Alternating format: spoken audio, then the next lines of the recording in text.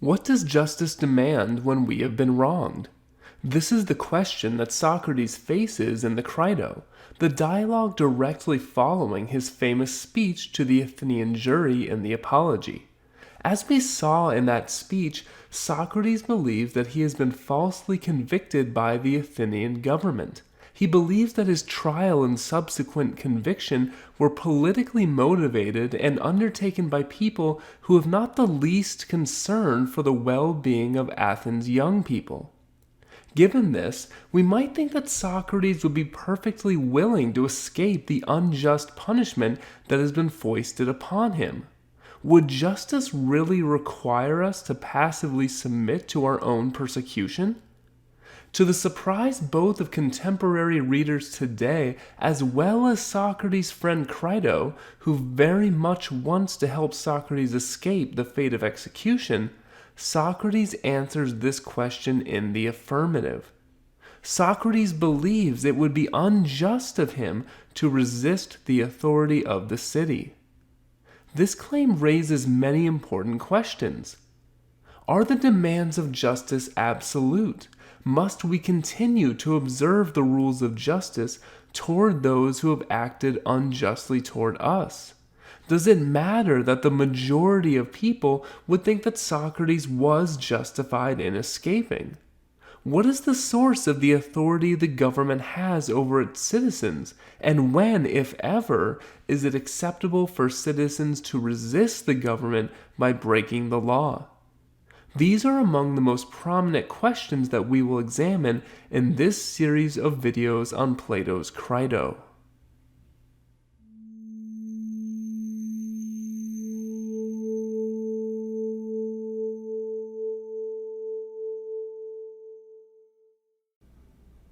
Let's begin by setting the stage of the dialogue and examining the relationship between Socrates and Crito. It is significant that Plato chooses Crito to be Socrates' interlocutor for this jailhouse discussion, since there is much evidence that Socrates and Crito were close friends. One place we can see this is in the dialogue Phaedo. In that dialogue, which depicts Socrates' death, we see Socrates give his final words to Crito. He instructs him to carry out a sacrifice on his behalf. Furthermore, Crito is the one who closes Socrates' mouth and eyes upon his death. So, the conversation we are about to examine is not undertaken by parties who are disinterested in its outcome. Socrates is attempting to convince his closest friend that as a matter of justice, he must passively accept his impending demise. The dialogue opens just before dawn, with Socrates being held in prison until it is time for his execution. Crito himself is only able to be there with Socrates because he leveraged a favor he had done for the prison warden.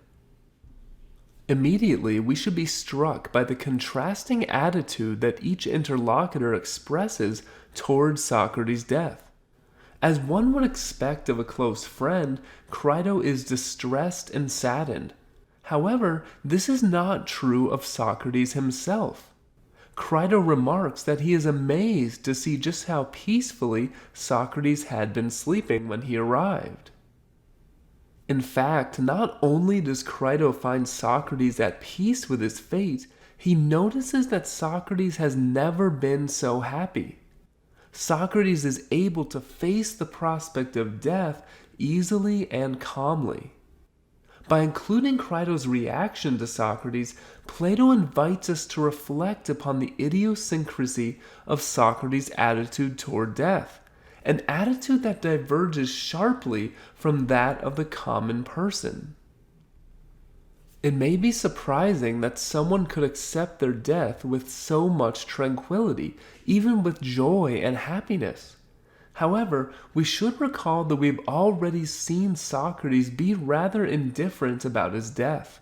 Socrates' attitude toward death here is perfectly consistent with a stance that he took in his speech to the Athenian jury that is recounted in Plato's Apology. So, what is it that makes Socrates take such a nonchalant attitude toward death? After all, for most people, the thought of death is highly distressing and anxiety-provoking.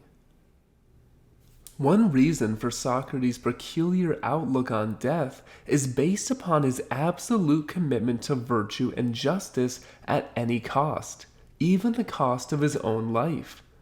It will always be wrong from his point of view for him to extend his life if doing so requires acting unjustly. As such, Socrates' attitude toward death is partly based upon his moral beliefs. When we read Plato's Phaedo, we will see that Socrates' ability to calmly accept death is based upon other considerations as well. Specifically, the Platonic metaphysical view of reality, in which death can at most cause the destruction of our body, but can never cause the destruction of our soul. In fact, as we will see, death really frees our soul to finally achieve its purpose in a human life.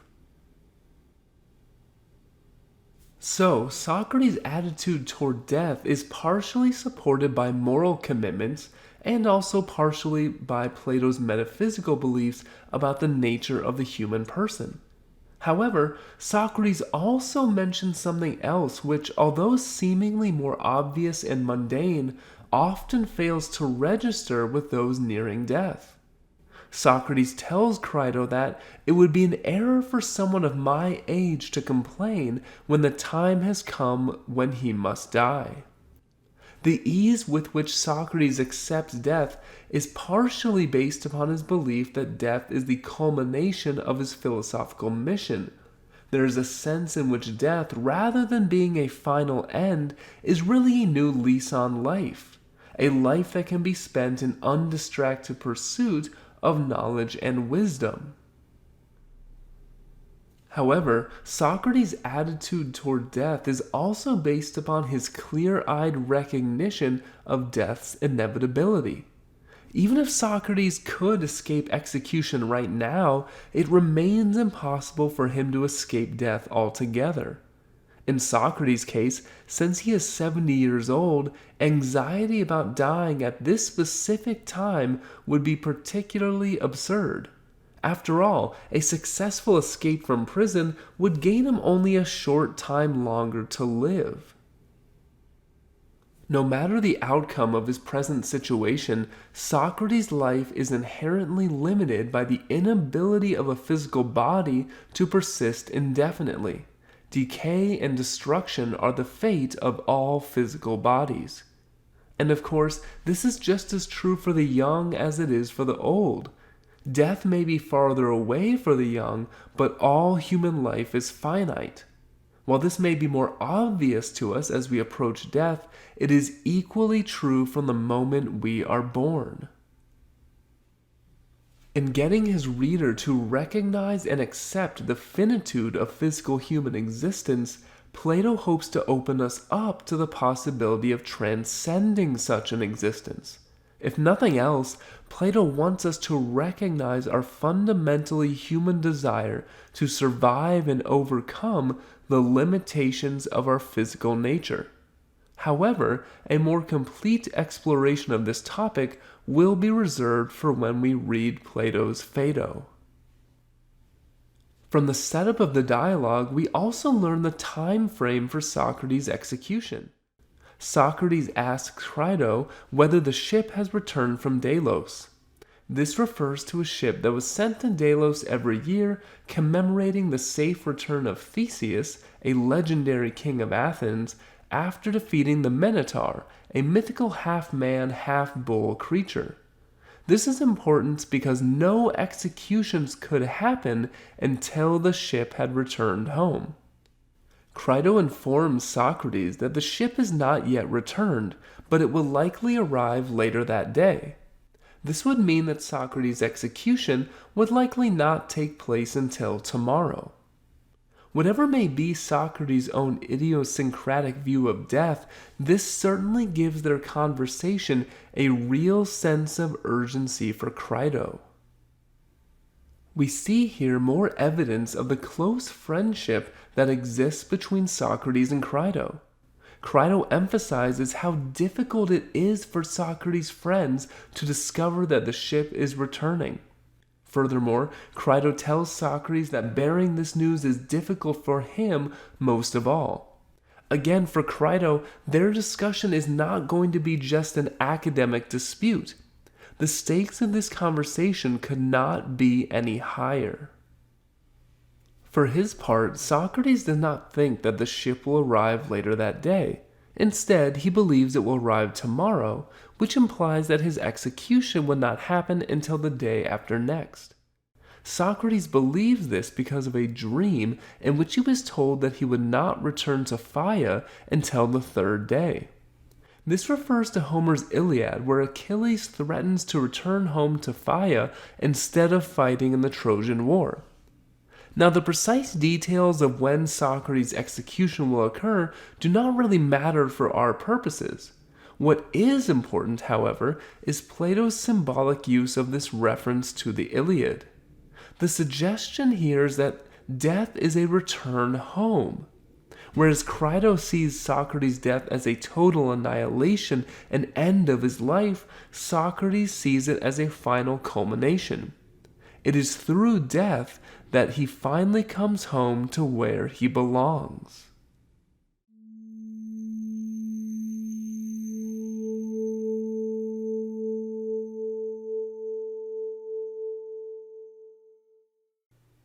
The dialogue's setup establishes the urgency of Crito's task. Socrates, his dear friend, does not have long to live, and as such, he resolves to convince Socrates to escape prison. He does this first by pointing out that most people would hold Crito culpable for Socrates' death. Not only, Crito tells Socrates, will I lose a friend the like of whom I'll never find again, but many people who don't know you or me well will think that I didn't care about you, since I could have saved you if I'd been willing to spend the money. Crito urges that the majority of people won't believe that it was you yourself who refused to leave this place. We should recognize that Crito does not believe that he would actually be responsible for Socrates' death. After all, it is Socrates who is the one who is refusing to escape. Rather, Crito's concern is with how the majority will perceive him. He does not want a stain upon his reputation, even when based upon the misconceptions and falsehoods of the crowd. This is the aspect of Crito's argument which troubles Socrates the most. The majority may very well think Crito has been a disloyal friend, but why does that matter? Socrates asks Crito, why should we care so much about what the majority think? What authority does the majority have? After all, the most decent ones who are worthier of consideration will believe that matters were handled in just the way they were in fact handled. Those who are determined to think poorly of Crito, or who simply lack the knowledge of the situation, may not believe that Socrates rejected Crito's offer of help. But such people are simply poorly motivated or misinformed, so why should we give their opinions any credence? Only the opinions of those who are well informed and acting in good faith should really matter, and it should make no difference whether this group is a large majority or if it is a small minority. Crito, however, thinks that Socrates severely underestimates the majority. He argues that there are numerous reasons it makes sense to care about what the majority thinks. Socrates' own situation shows clearly that the majority can do not just minor harms, but the very worst things to someone who's been slandered in front of them.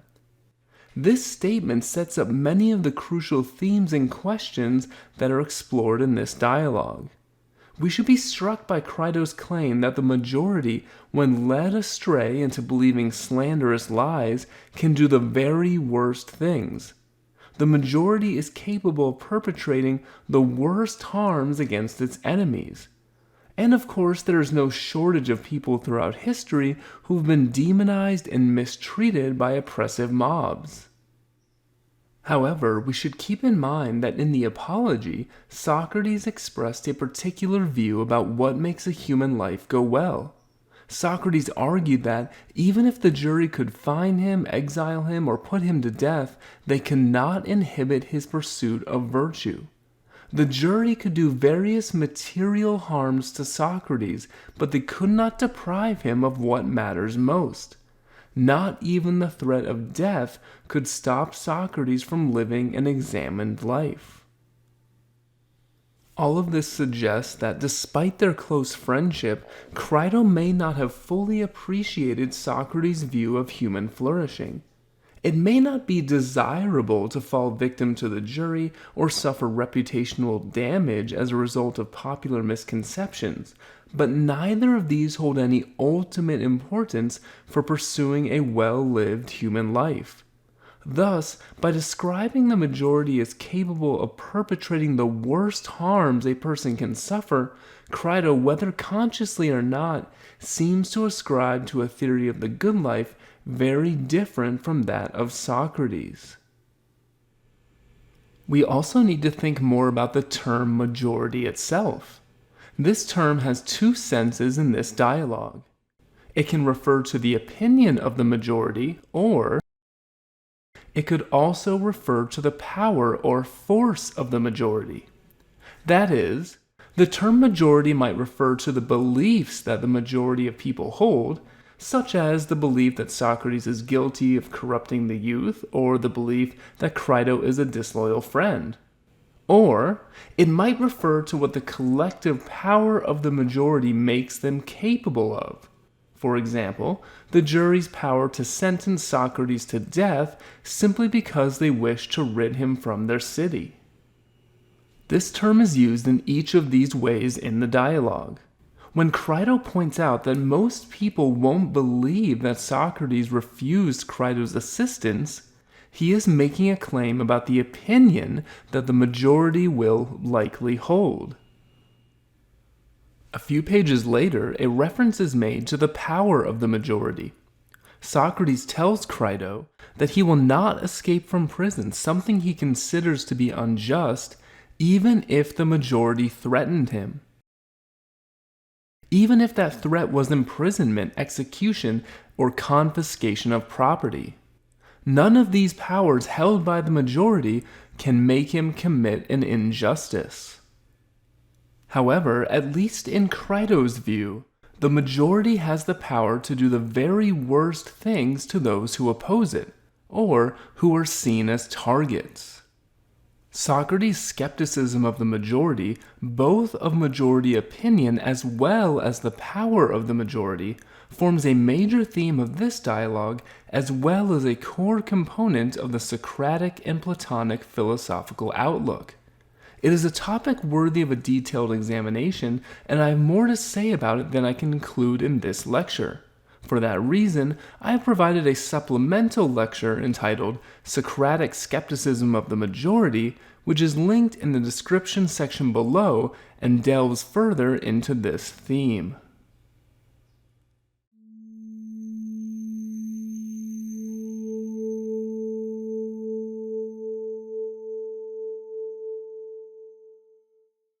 Now, even if there are good reasons for being skeptical of majority opinion, it still does seem undeniable that the majority has the power to cause great harm. Yet, Socrates does not just criticize the trustworthiness of majority opinion, he also argues that even the power of the majority is really an illusion. On this point, he uses what I will call the knowledge, chance, and harm argument. This argument proceeds as follows. Premise 1.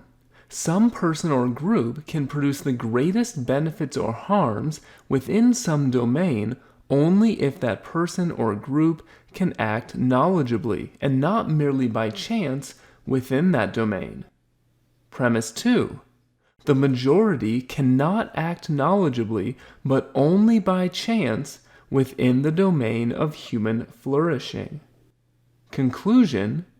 The majority cannot produce the greatest benefits or harms within the domain of human flourishing. Let's begin by examining the first premise. Premise 1 makes a claim about the ability to produce the greatest harms or benefits within a certain domain.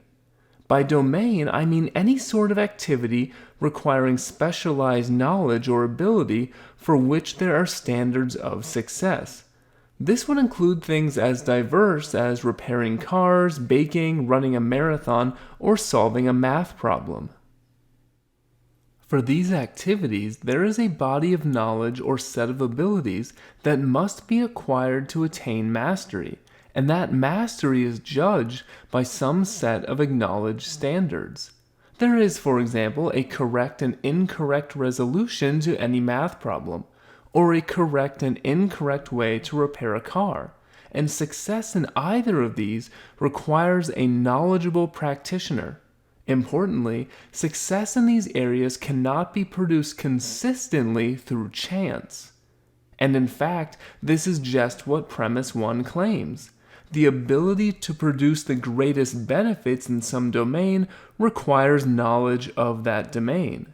And crucially, the same claim is made about the ability to produce harms within a domain.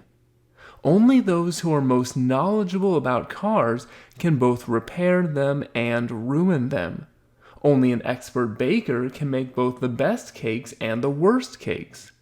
Producing the greatest benefit as well as producing the greatest harm requires expert knowledge. Neither of these comes from chance alone. Socrates expresses this point when he tells Crito that he only wishes that the majority could do the very worst things. Then they might also be able to do the very best ones, and everything would be fine.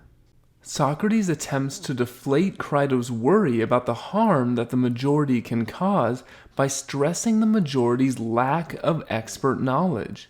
This lack of expert knowledge obviously prevents the majority from doing the most good, but more controversially, Socrates also claims that it prevents the majority from producing the greatest harms.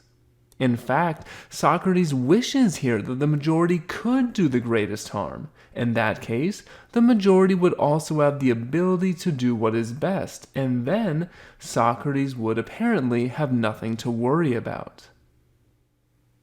Before continuing, we should pause to consider the basis of this claim. Most would agree that reliably producing great benefits requires expertise. But why think that producing great harms also requires expertise?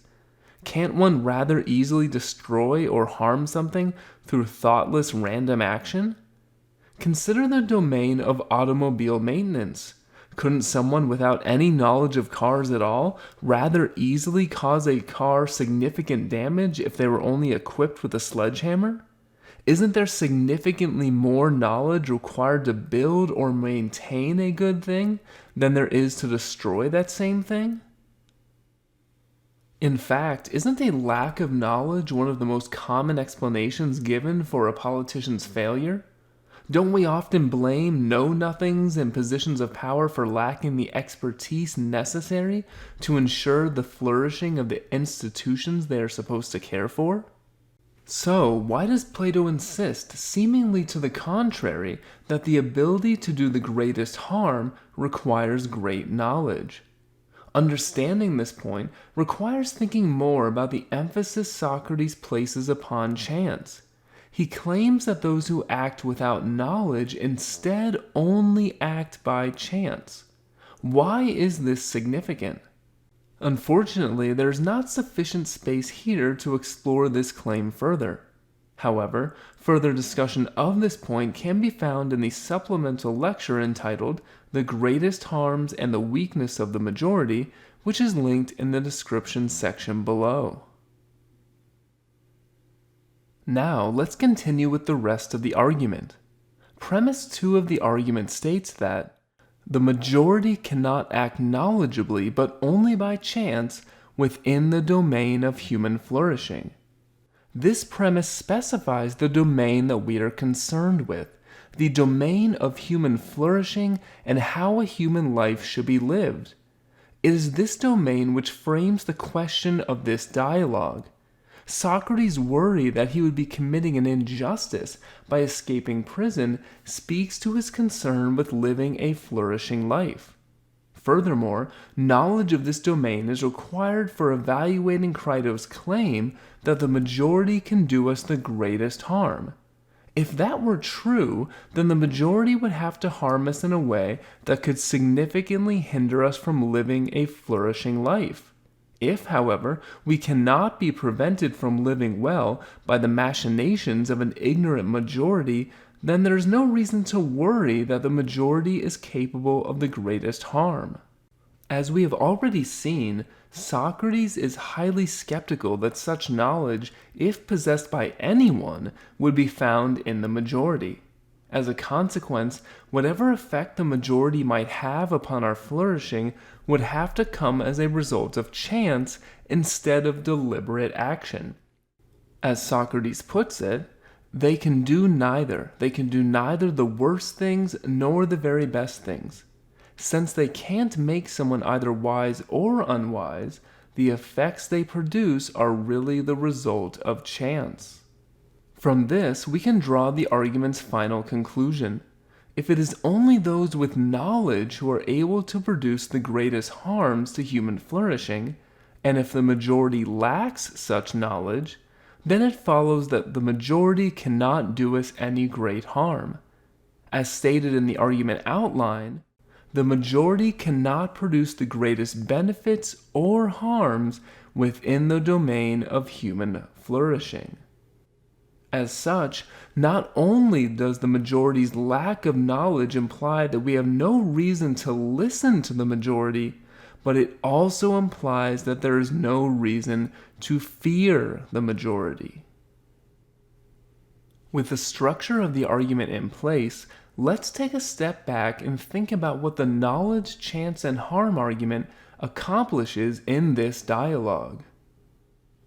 Recall the distinction between the opinion and power of the majority, the difference between the beliefs held by most people and the power that majorities have to benefit their allies and harm their enemies. The conclusion of the present argument is meant to undercut Crito's claim that the majority has the ability to harm Socrates. To say that the majority is incapable of producing either the greatest benefits or the greatest harms is just to say that the majority's power is significantly limited. Because this is the case, Socrates tells Crito he will not be swayed from his belief, founded on the rational reflection that seems best to him, that it would be unjust to escape prison on account of any material harms threatened by the majority. Socrates tells Crito he will not be intimidated by threats of imprisonment, execution, or confiscation of property. After all, he has just shown that the majority cannot do the greatest harms. And one thing this demonstrates is that whatever does constitute the greatest harm to a human life, it cannot be any of these things. It cannot be the loss of property, freedom, or even the loss of our life. Perhaps surprisingly, the greatest harm to a human being isn't what the majority of people tend to fear the most.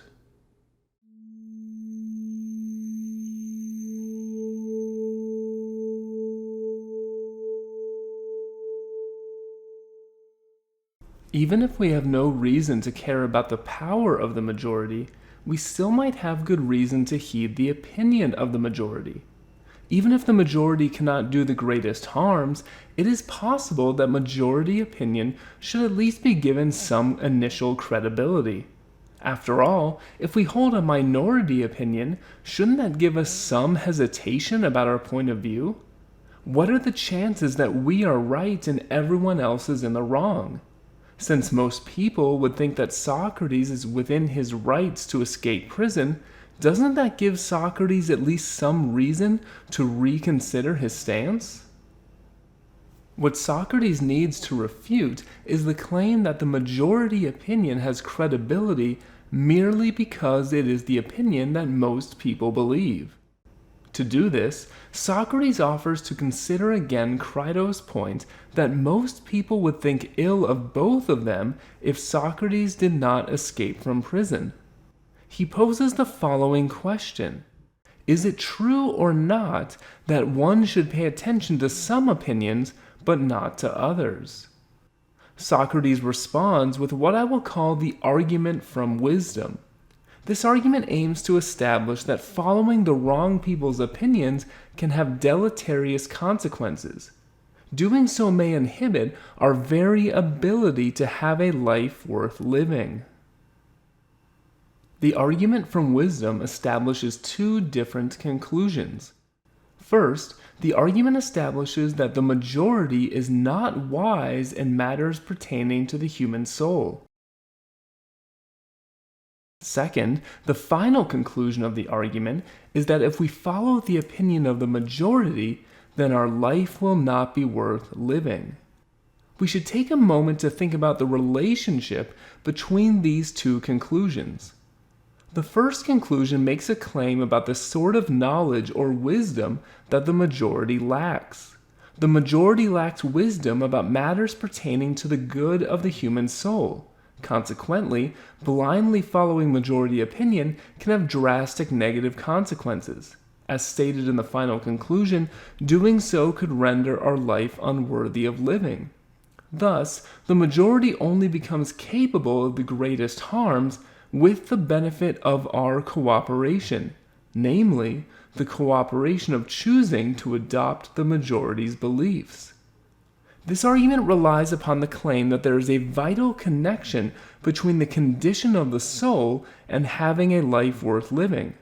As we proceed, we should pay close attention to what sort of effect Socrates believes following majority opinion can have upon the condition of our soul.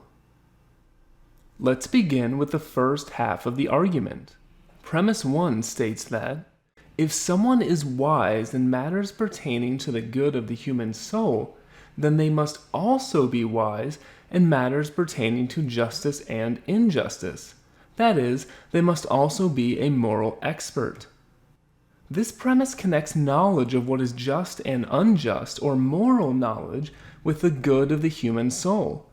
For a person to have the sort of wisdom which understands what is good for the human soul, that person must also have moral wisdom. Wisdom of what is right and wrong, just and unjust, shameful and fine, good and bad. To be an expert in human flourishing, then, is to be a moral expert.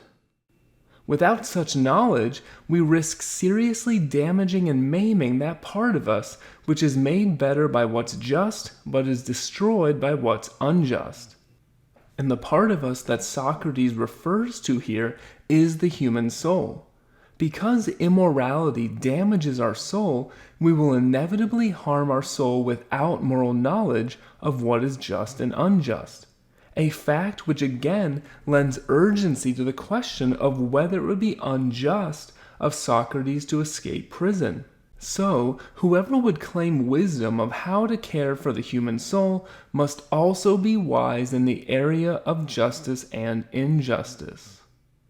Having established this, the second premise claims that the majority is not wise in matters pertaining to justice and injustice. That is, the majority are not moral experts. As Socrates has maintained consistently from the Apology until now, moral expertise is not likely to be found in the majority. Rather, expertise of any sort, moral or not, is always found with the one person or minority of persons with relevant knowledge of the subject matter. It is the opinion of the one man. If there is one who understands these things, we should respect and fear above all others. Socrates uses a familiar example to make this point.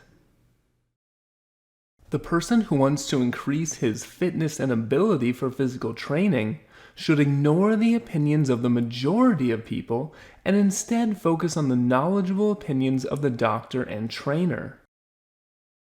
The steps this person takes toward this goal His actions and exercises, eating and drinking, should be guided by the opinion of the one man, the knowledgeable and understanding supervisor. This should be done instead of following the guidance of the majority. Socrates made a similar point in the Apology with the horse trainer analogy. One particular person, or the very few who are horse trainers, is able to improve horses, whereas the majority of people, if they have to do with horses and make use of them, make them worse. So, this premise of the argument represents a central aspect of Socrates' worldview. With these premises in place, we can see how the argument draws its first conclusion. If being wise about how to care for the human soul requires wisdom about justice and injustice, and if the majority does not have moral wisdom of this sort, then we must conclude the following. The majority cannot be trusted to impart genuine wisdom on how to properly care for the human soul. This is one major step towards Socrates' goal of undermining the idea that we should give credibility to majority opinion. Having examined the first half of the argument, let's consider how Socrates argues for his final conclusion. We are now looking at the portion of the argument running from conclusion 1 to conclusion 2, the final conclusion of the argument. Let's begin by looking at premise 3. If we follow the opinion of those who are not wise in matters pertaining to the good of some entity, then we will do serious damage to that entity. Recall the previous example. If a person wants to become fit and healthy, he should listen to the opinion of the trainer or the doctor. By contrast, this person should ignore the recommendations of the non-expert majority. It is always the knowledgeable and understanding supervisor who really deserves our attention. Here Socrates gives further defense of this approach. It is not just that we are most likely to succeed if we follow the expert opinion, although this is the case. It is furthermore that if we follow the opinion of a person who is not an expert in the relevant area, then we make ourselves vulnerable to harm. There is an active danger involved with associating with non-experts. The sort of harm we might suffer depends upon the type of expertise in question. If it is a matter of physical expertise, such as the expertise of the doctor or trainer, then the harm of following a non-expert will naturally occur in the body. What about when the expertise in question does not pertain to something physical? Socrates' current worry about the majority is that they lack wisdom in matters pertaining to the human soul. The soul, whatever else it is not a physical entity like the body. And unlike the body, the good of the soul is influenced by our moral behavior, by what is just and unjust, shameful and fine, good and bad. So, putting these points together, whenever we listen to bad advice, we run the risk of damaging that part of us for which that advice is relevant. Following bad guidance in physical matters will harm our body. Likewise, following bad guidance in moral matters puts the health of our soul in peril. As Socrates puts it, doing so will damage and maim that part of us which is made better by what's just and is destroyed by what's unjust. All of this implies that the question of whether Socrates should escape prison is not merely an academic exercise. Socrates' very soul is on the line. And this brings us to premise 4 of the argument. If we do serious damage to our soul, then our life will not be worth living. Here Socrates invokes a concept which occupied a central place in the Apology, the concept of a life worth living. He claims our lives can be rendered unworthy of living if our soul is too greatly damaged. To establish this claim, he first points out that there is an amount of physical harm that can render our lives not worth living. If, in the arena of physical health, we follow non-experts, then we may cause serious damage to our body through disease. Now, would it be worth continuing to live with a thoroughly damaged and illness-ridden body? Crito agrees with Socrates on this point. Specifically, he agrees that our lives would not be worth living if we had to do so with a wretched, seriously damaged body. So, there is a certain level of continued bodily health and vitality required for a life worth living. If this is the case, then what does that imply about the condition of our soul? If life isn't worth living with a seriously damaged body, then how could life be worth living with a seriously damaged soul? Wouldn't holding otherwise imply that the soul is inferior to the body? But on the contrary, isn't the soul actually superior to the body? Crito agrees with Socrates that the soul is far more valuable, and as such, that we couldn't have a life worth living with a seriously damaged soul. So, in the Apology, we were told that the unexamined life isn't worth living, and now in the Crito, we are told the same thing about the unjust life. In each case, this is because living an unexamined life or living an unjust life would damage our soul. This should make it apparent to us that for Socrates, there is a close connection between the moral life and the good life. No human life can be lived well if it isn't guided by principles of morality, justice, and virtue. The topic of the relationship between the good life and the moral life is one of the most fundamental questions of philosophy, and as such, it really warrants additional attention. I undertake further consideration of this question in a supplemental lecture entitled Wisdom, the Moral Life, and the Good Life, which is linked in the description section below. With these points in place, we can now see how Socrates arrives at the final conclusion of the argument. If we follow the opinion of the majority, then our life will not be worth living. This conclusion purports to show that following the opinion of the majority has dire consequences. Since following non-experts in some area harms the part of us dealing with that area, we know that following the opinion of the majority, who lack wisdom about the human soul, in matters of morality, which pertain specifically to the health of our soul, will cause serious damage to the human soul. And furthermore, since life is not worth living with a seriously damaged soul, we can conclude that the consequence of subjecting ourselves to the opinion of the majority is suffering through a life not worth living. For this reason, Socrates tells Crito that we should not give so much thought to what the majority of people will say about us, but think instead of what the person who understands just and unjust things will say, the one man and the truth itself. So, Crito, your first claim that we should give thought to the opinion of the majority about what's just, fine, good, and their opposites isn't right. With this argument, Socrates completes his attack on the authority of the majority. In the knowledge, chance, and harm argument, Socrates argued that the majority is incapable of causing real harm, and they lack this power because they lack the expertise needed to act deliberately. Now we see that this same lack of expertise also undermines the credibility of majority opinion. Nothing is more common than for people to be influenced by the perceived majority position. How many times in the middle of an argument have you yourself said that most people would agree with you? And there is no easier way to find security in our own opinions than by convincing ourselves that our beliefs align with what the majority thinks. Yet, if Socrates is right, then nothing could be more detrimental to us. Nothing could be a greater hindrance to having a life worth living.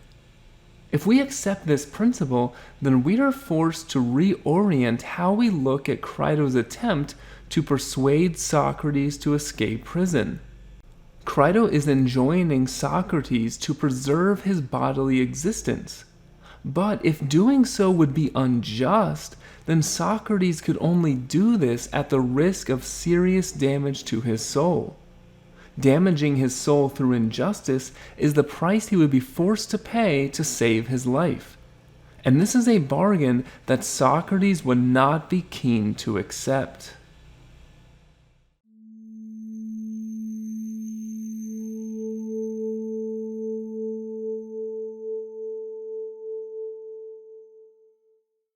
Before closing this lecture, there is one last point I should touch on. The argument from wisdom assumes that there is such a thing as moral expertise, and that we should seek it out if we wish to live a good life. However, a common reaction to this claim is to deny the possibility of moral expertise. There are numerous reasons for this, but the most prominent stems from skepticism about the objectivity of morality. The objection here would be that morality is merely a matter of preference or opinion. Different people hold different moral beliefs, and there is no decisive way to adjudicate these competing claims. Accordingly, disputes about justice and injustice, right and wrong, are no more worthwhile than disputes about the best flavor of ice cream or the best pizza topping. It all bottoms out in personal preference. If this is true, then of course moral expertise would be impossible. One cannot be an expert in a topic which is based upon nothing but personal taste, where objective truth is impossible. As such, the question of moral expertise is crucial for evaluating the argument from wisdom. The argument cannot be sound if moral expertise is not possible. I delve into this topic further in a supplemental lecture entitled, Is Moral Expertise Possible?, that is linked in the description section below.